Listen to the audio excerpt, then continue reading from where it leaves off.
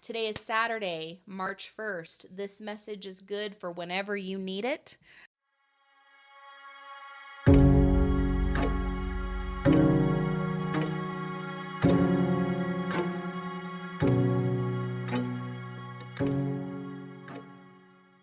Hello, and welcome to the Wise Path Tarot podcast. My name is Alicia Herrick. I'm your host, and today we are going to talk about the Five of Wands in reverse. Now, I already pulled this card on Wednesday, and what I've been doing lately is pulling a card kind of ahead of the time, or what I'm trying to do this week is pull the card ahead of time before I actually record the episode so that I have some thoughts to talk about rather than just rambling on about whatever's going on. I just want to first acknowledge the state of the world today. And one of the things that I have been grappling with myself is this tension between I cannot do anything. So I'm just going to kind of turn my eyes off to it. To the other end of the spectrum, getting so engrossed in what's going on, getting so angry, and then feeling extremely powerless in the situation or helpless that there's nothing I can do about it. And then getting into like grief and despair and turmoil. And one of the things that I've been exploring now for some months is this idea of paradox. And when we're in a paradox, we're kind of at bouncing between two ends of a spectrum. So there's denial. I can't see it. I'm not focusing on it. I'm not paying attention to it, all the way to grief and despair. And these two kind of places feel like where a lot of us are sitting. I've been talking to friends, I've been talking to colleagues, and many of us are sitting in bouncing back and forth between these two ends of a spectrum. And one of the things I've been grappling with and sitting with is, well, what else is true, or what is the third way? What's an alternative between bouncing back and forth between these two ends of the spectrum that feels like shit, feels like garbage? And gosh, there's just so many themes that are coming up, so many themes about esoteric kind of things. And so what I'm going to do right now, I'm going to invite you to do the same thing with me, is utilizing this space, utilizing this experience of the podcast, of me talking to you and you listening. We're going to experiment with using it as a ritual. So to begin, I'm going to close my eyes. I'm going to do a few deep breaths, and I'm going to invite you to do the same. Now, I don't like it when people tell me how to breathe, like when they're like, breathe in, da, da, da, da, and breathe out, da, da, da, da. Like, I don't like people telling me how to breathe. So because of that, I'm not going to tell you how to breathe. What I'm going to say is breathe deeply in a rhythm that feels natural and supportive and nourishing for you. And I will do the same.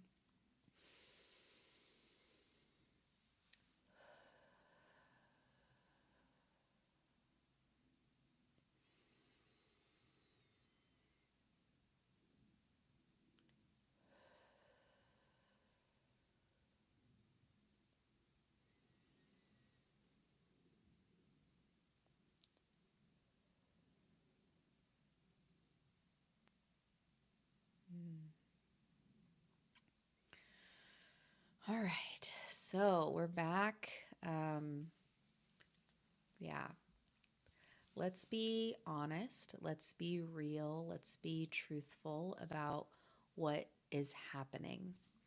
And the reality is, I don't know actually what's happening. Like, truth be told.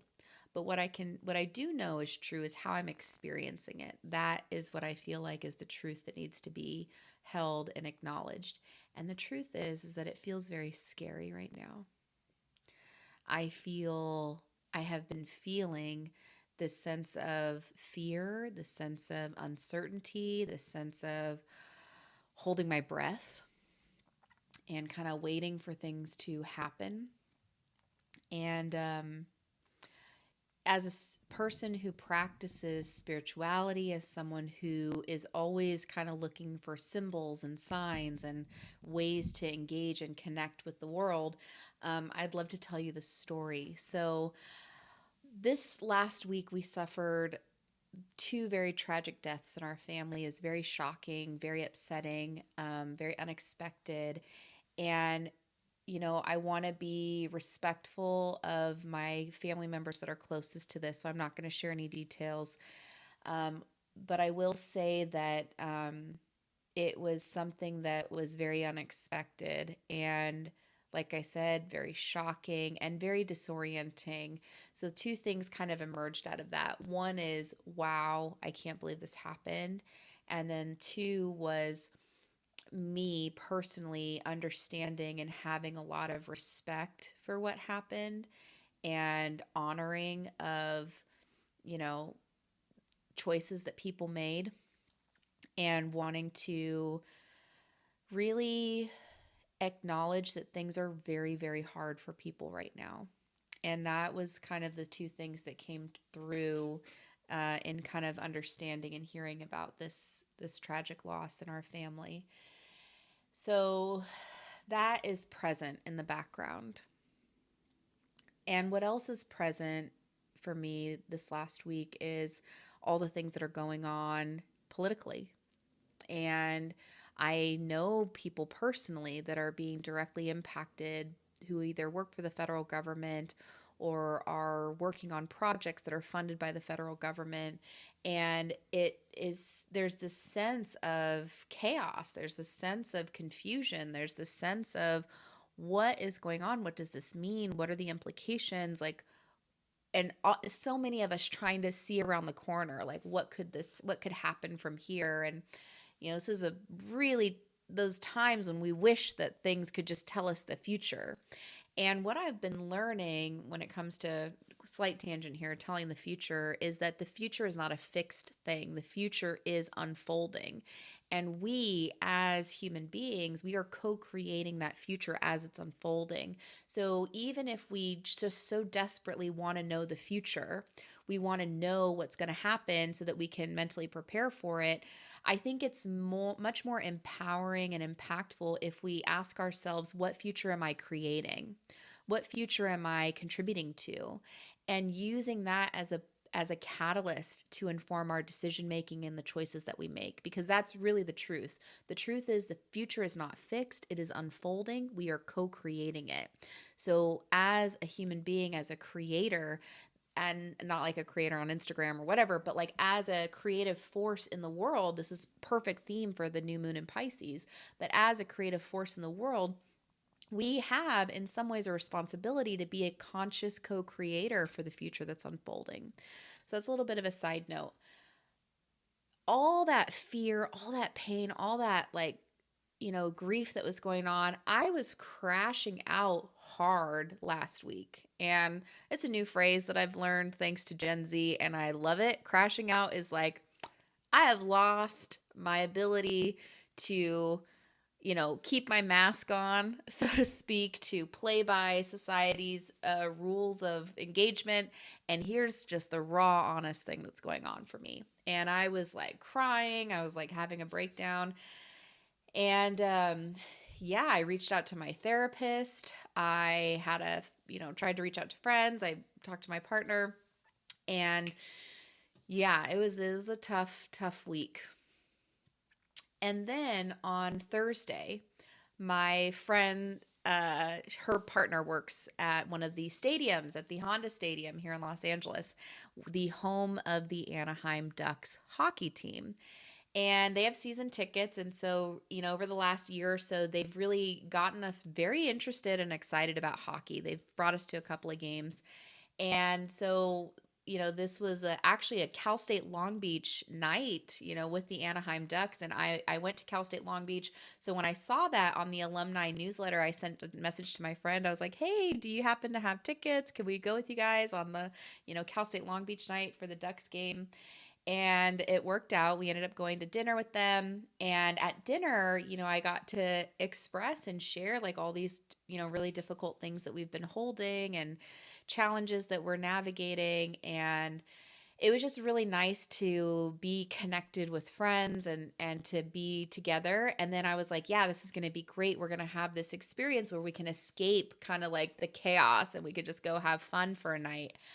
And then it was really interesting. We started going into the security. By the way, I took an edible about 30 minutes before we started walking through the gate, which was probably not the best idea because I was woohoo super way up there as we were going through security. And then I started getting very paranoid because, like, security is enhancing in most places, which I think is a good thing when it comes from a safety perspective.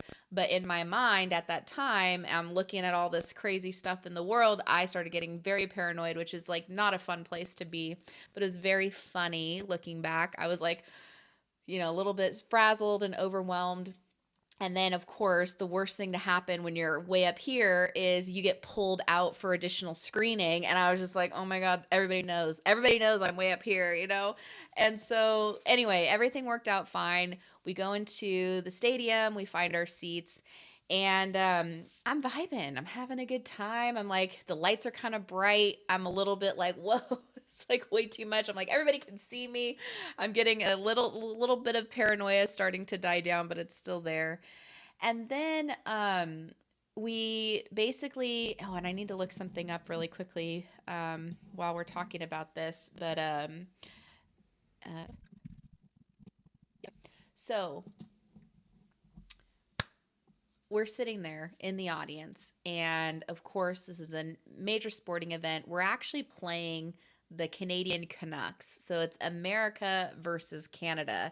And as we were walking into the stadium, my friend says to me, it's really interesting because our American teams have been playing in Canada and the stadiums have been booing the national anthem for the United States. And so we're sitting there, and I have that kind of in the back of my mind. And then they announce that Tim Kepler, who is a phenomenal singer, he's amazing. I'm actually going to link the video to this song, the actual recording that I'm going to tell you the story about, um, because it was just so moving. And all these things going on in our country, all of these challenges going on between the United States and Canada and our allies. And because we were playing a Canadian team, they sang both national anthems. And so Tim Kepler sang the Canadian national anthem first. And I was like, I could feel we were all kind of holding our breath to see how the audience was going to respond, after the Canadian national anthem was sung. So anyway, he's singing the song. It's really a beautiful version of the song.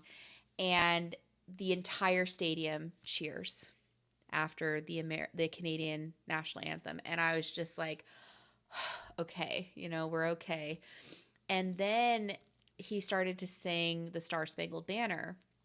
And I, was always very politically minded, always very conscious and progressive, even as a young person. And I remember, I didn't believe in a Christian God growing up. And so even when we did like the Pledge of Allegiance in like middle school and high school, I wouldn't put my hand over my heart, because I was protesting some of the things that I felt like the United States wasn't doing a good job of. That's been my narrative, my story since I was in middle school. So my entire kind of coming of age consciousness, my adult consciousness kind of told me or like shaped this narrative or this foundation that I believed that America is not worthy of not necessarily respect. I would always stand for the national anthem, but that we were unwilling to reconcile and reckon with the true history and the pains that we've caused and the harm that we've caused as a nation. And, I'm Asian American. Um, and so there's a lot of history with the Chinese Exclusion Act, with the Japanese internment camps that I've been aware of, and just also recognizing as being half white and half Asian that the United States has not done a great job of reconciling and repatriation of these ills, including the genocide of the indigenous people on this country, the way that we treated enslaved people. There has not been a real fair reckoning and healing and kind of recovery of those challenges. All that to say, most times when I've heard the national anthem, I would kind of roll my eyes at, especially at sporting events, as kind of feeling it was like American propaganda, right? Oh, this is just a way to further American exceptionalism and all these things.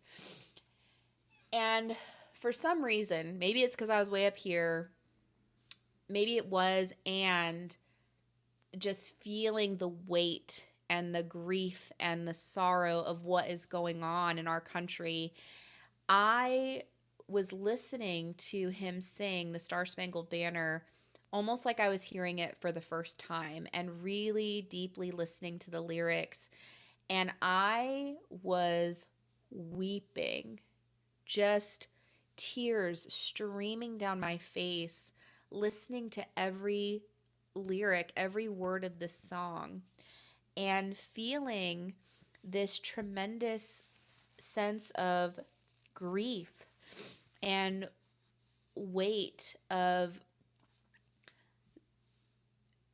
the real intention for what America could be, and how right now it feels like that could all be lost, you know? And feeling this overwhelming sense of just like grief of like, that's really what's at stake here. Ooh, I'm getting emotional thinking about it now. And what's so I'm weeping listening to this song and feeling just like, wow, this is what's really at stake, is not what the lie is about America, which I think we can all agree is the lies that are being kind of shared today. But the real truth about what America was promised to be, the real truth about what Martin Luther King saw, right? What we were told as Americans of what it means to be American, what it means to be in a nation that prioritizes freedom, that the Statue of Liberty stands for. Whew, this is really affecting me. And, you know, I got very inspired in that moment about this notion of storytelling and how the stories we tell about this time, the stories we tell about what is unfolding. Again, as I mentioned, we are creating the future today. And so, what stories are we telling about our country? What stories are we telling about what it means to be an American? And so much of that has been lost, and so much of that we are fighting against each other for the true narrative of what America is and what America could be. And I just started to wonder, what if we could reclaim our narrative of what it means to be American? Our ancestors didn't come here because they thought this would be a terrible place to be. They came here because it was promised that we would have something that we couldn't get anywhere else. And I say we as immigrants who came here intentionally. And I think that what we owe to our relatives, our human relatives who suffered enslavement, or whose ancestors are or who are descended from formerly enslaved persons, that we who came here, those of us who came here through our family, through intentionality, we came here intentionally, we have a responsibility and an obligation to further that story of why we're here, to further that intention, and to expand it to include and honor those whose land this was originally, the indigenous people of this land, and also those who came here without their consent, who were here because they did not choose to come here. And so, gosh, I'm just so moved to invite, even just in my own life, What story am I saying about America? What if we told the story that, America, despite her flaws, learns from her mistakes? America invites those who are different from her and brings everybody to the table. America is a place where we can all find belonging and connection and togetherness so long as we're willing to be vulnerable, so long as we're willing to tell the truth, right? And to not compete with each other about what the quote unquote truth is. That we can honor that each of us have our own little piece of the truth, and together we can find a narrative that is resonant and true for all of us. There were so many things about that game that inspired me. And yeah, I was up here, but it was like all of these things started to synthesize. Another thing that I thought about was when it comes to leadership and working together as a team. As a coach, Asian woman coach here, as a coach, one of the things that we think about a lot is, what does it take to lead through uncertainty? What does it take to lead uh, when things are unclear and we don't know what's coming down, what's the future is unfolding. And a lot of our coaching principles of how we coach leaders in the executive space comes from coaching in sports. And what's interesting about that is, when it comes to the principles of coaching in sports, it's about, having the right mindset, using visualization, seeing the future and aligning yourself to it, right? Or seeing a potential outcome and aligning yourself to that outcome. And then when working together with a team, it's about vulnerability. It's about being real. It's about being honest and like telling and sharing and connecting, right? But in a team, you have time before the actual game.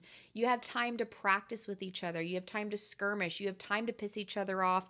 And then you go out and you figure it out before the game starts. And there is an understanding that the entire team is working toward the same goal. We all want to win this game. And when we think about what is being called of leaders in today's world, it's leading without practice. We're in the game today. We do not have any time to practice, to learn from each other, to challenge each other. And so what does that require of us today? It requires us to trust first that we all have the same goal, that we all have the same outcome, or that we all want the same outcome. How we get there might look different. And that is what we can kind of figure out and grapple with together.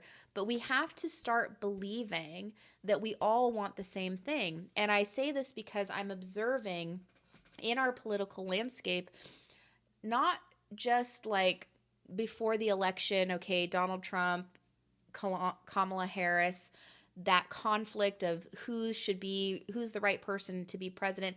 But I'm still seeing a tremendous amount of, left and right conflict around, you shouldn't have done this. This is your fault. You should just leave us alone. Like, there's still this constant bickering and fighting back and forth against each other. And I think that's really what's creating a lot more of this conflict. And I have to check myself, because there's also these very real systemic things that are occurring. And I tend to pull back and try to see the bigger picture. What are the bigger kind of themes that are occurring? And so what is happening, how things are unfolding. Like I said, I'm not an expert. I don't sit in DC. I don't know anybody that's actually doing or making any of those decisions. But what I do know is that whenever we see something on the macro, it's often a reflection of the micro.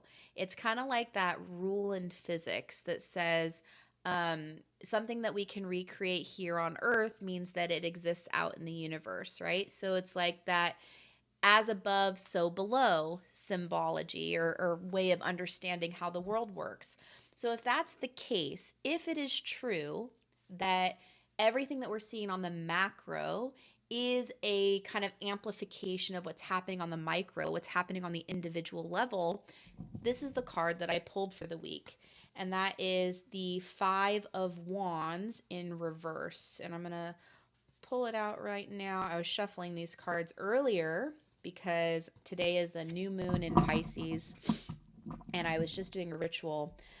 But this is the card that I pulled. It is the Five of Wands. And you can see these two folks are in conflict with each other. These two characters are in conflict with each other. What's really fascinating too is that this is from the Tarot of the Secret Forest, and these two characters appear human, actually. They don't have wings. So this card came up actually in reverse. So sometimes when this card comes up right side up, the Five of Wands, it's about having energy and momentum to continue the fight. The fact that it's coming in reverse is asking us, why are we fighting? What are we fighting for? Is this really what we want? Is this really what we want? And I think about this a lot in regard to that same principle of the macro is a reflection of the micro. And when I started doing peace activism work years ago, for those who don't know me, I did peace activism work when I was in college. It was a very clear sense that if we want peace in the world, we have to first come to having peace within ourselves. If I am upset and angry about how these leaders are fighting with each other, but I am still fighting with myself and criticizing myself to such a severe degree where I am saying all these horrible things to myself, what makes me think that I can stop anyone else from saying horrible things to each other? So it reinforces this sentiment or this idea that what Mahatma Gandhi said, which is be the change you want to see in the world. If you want to see peace in the world, you have to first learn how to create peace in yourself, right? So this is what that card is speaking about. It is asking us, what conflict are we in that is actually not yielding the outcome we actually want? So this is an invitation to take stock about what conflict you're participating in.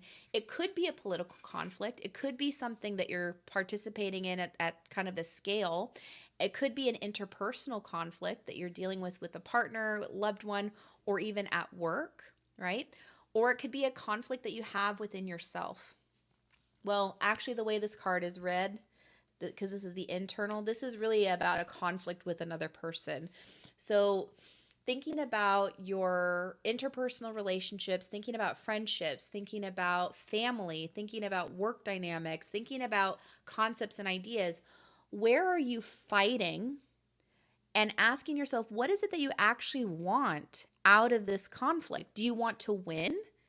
At what cost, right? And what does it mean to you to win the fight, to win the battle? What does that yield? What does that outcome, what comes out after that? And if it isn't that you want to win, what is it that you actually want? I'm an Aries sun, right? So for me, fucking put me in the fight. I will fight. I want to fight somebody, right? So this card resonates a lot for me because I'm creating fights all the time in my head and I'm winning them. But what is it that I actually want? Sometimes when I go out and I want to start a fight with someone, what I really want is I want to be heard. I need you to understand where I'm coming from. Can you please understand where I'm coming from, right? So if that's really what I want, but I'm using conflict instead, because if I win, then I'll get something else. I'll get vindication, validation that I'm right. But what I really want is to be understood. What I really want is to be seen. What I really want is to be heard. Then it raises a different question. Well, what are you willing to do to be understood? What are you willing to do to be heard? What are you willing to do to be seen? And that's a totally different path. That's not battling. That's, if I want to be understood, I have to first understand where they're coming from. If I want to be understood, I have to first extend a willingness to understand them. If I want to be seen, I have to first be willing to extend the willingness to see them. If I want to be heard, am I actually hearing them? That is the lesson of the Five of Wands in reverse. That's my story from this week. My friends, I don't have answers, but what I do have are principles and practices. Principle number 1, and I'm making these up on the fly because, listen, things are moving too quickly to plan that far ahead.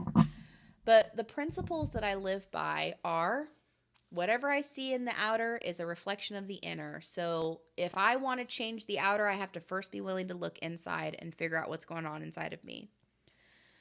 Principle number 2, the way that we do things is meaningful. So having intentionality, being intentional with what we say, what we do, and what we believe. Actually, that reminds me of another Gandhi quote that I found on a poster in my freshman year of college. I was 18 years old. And it said, happiness is when what you say, what you think, and what you do are in perfect harmony. Happiness is when what you say, what you think, and what you do are in perfect harmony. And so that is the work that I preach. That's the work that I do. That's the work that I think is the most impactful work for our collective and our personal well-being, is to align internally. And are the things that I'm thinking and the things that I'm saying, are they aligned? And then are those aligned with the actions that I'm taking and the things that I'm doing in the world? And if they're not, that's the place to be curious. Why am I doing things that are not aligned to what I think? Why am I doing things that are not aligned to what I believe? Why am I thinking things I don't believe? Why am I believing things but not doing the opposite? So that is the really ripe, fertile ground for us to be doing this work.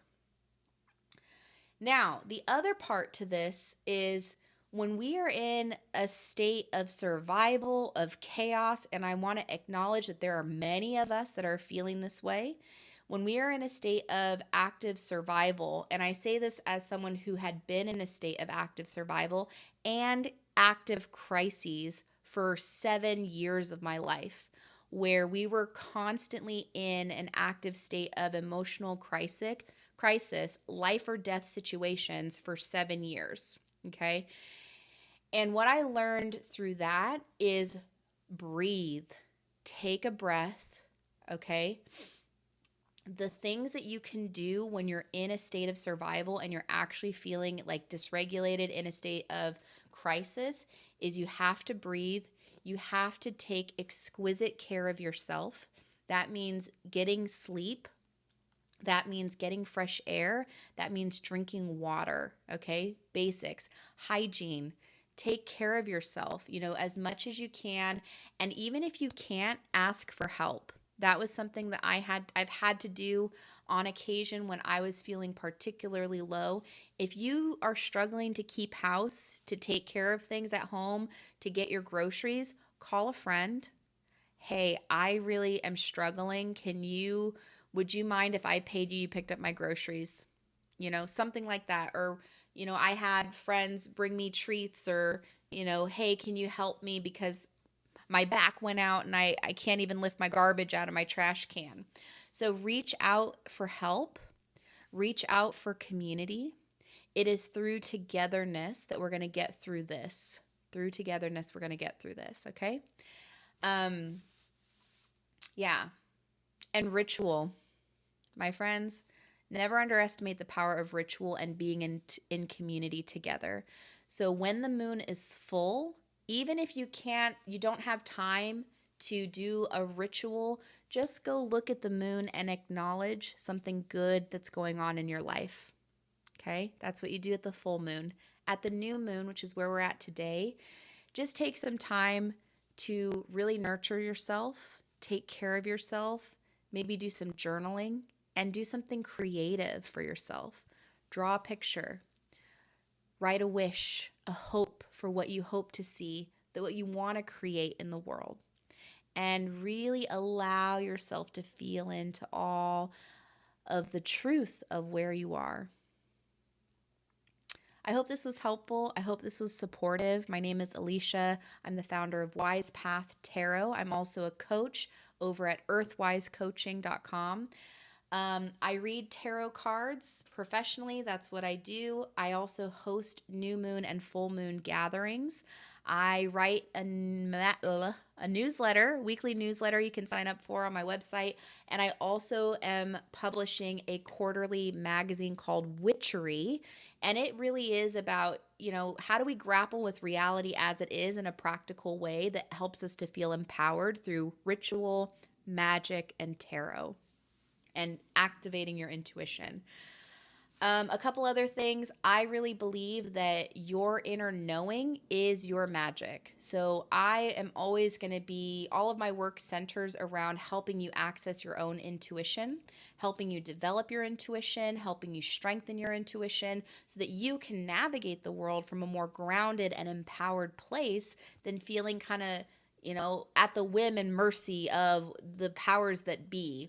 So finding your inner voice, finding your inner strength is all about the work. It's all the work that I do. So if you're interested in working with me, you can go to my website, wisepathtarot.com. If you're interested in like tarot and magic and intuition, that's where you want to go.